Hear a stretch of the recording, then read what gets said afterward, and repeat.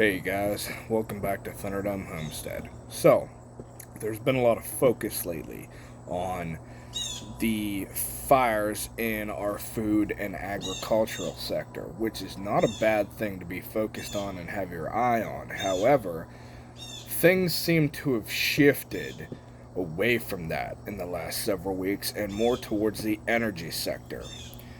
Things like oil and natural gas refineries and things of that nature. So, that leads me to the Nordstream 1 and 2 pipelines. So, a couple days ago, initial reports say that this pipeline was, it blew up. There was an explosion. We have now later found out that there are 3 locations amongst the 2 pipelines that have suffered damage.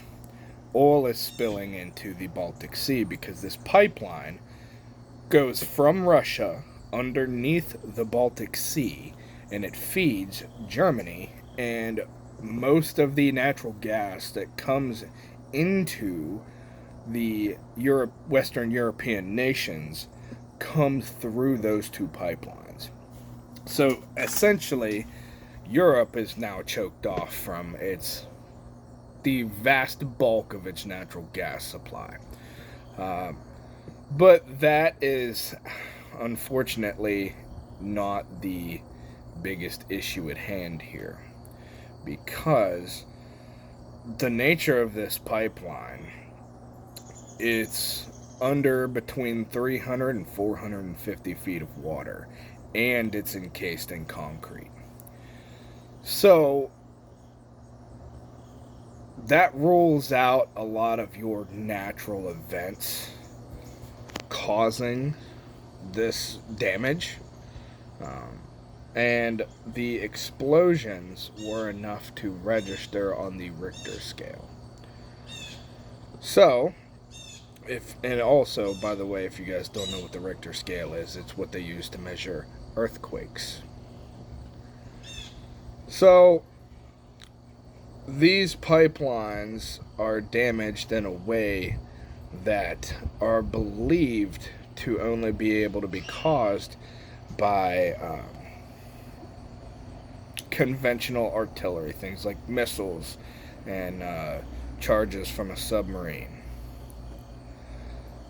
which have Europe basically claiming that this is sabotage, that someone did this intentionally. And if you look back to a speech from Brandon on the 7th of February, he had stated something to the effect of, if Russia invades Ukraine, then we're going to put a stop to Nord Stream 2. And one of the press reporters that was in there said, well, you don't own the pipeline, you don't have control of the territories of the pipeline, you have no association whatsoever with this particular pipeline. How are you going to put a stop to it?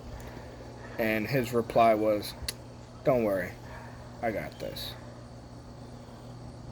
Now, that's me paraphrasing, of course, but you can look that phrase up here on the YouTubes if you want. But that is kind of alarming, because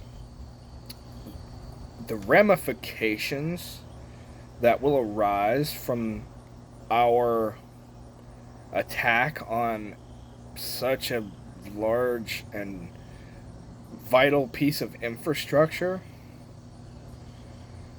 not to mention that I believe the pipeline is owned by Russia, will not only further escalate the war and tensions over there, but the likelihood of us being dragged into this conflict and World War III being kicked off, they the odds of that happening rise drastically. Which I'm really hoping isn't the case. However, we have to think critically here and deal with all the information we have at hand. So, the fact that all the European leaders think and believe that this was sabotage, the facts point towards that. And we have our, quote, commander-in-chief making threats on this particular piece of infrastructure before all of this kicked off.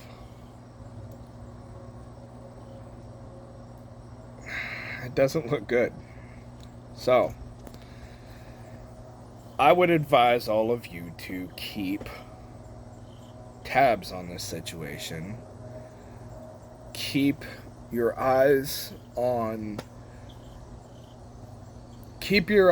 all the facts and information that come out from this, because this doesn't seem initially like it would be something that would actually physically impact you in your life, but it very well could, especially if you or your children are of conscription age. I am. So, doesn't look good for me in that scenario. But, it is what it is. So, alright guys, if you got something out of this, like, share, subscribe, and I'll talk to you later.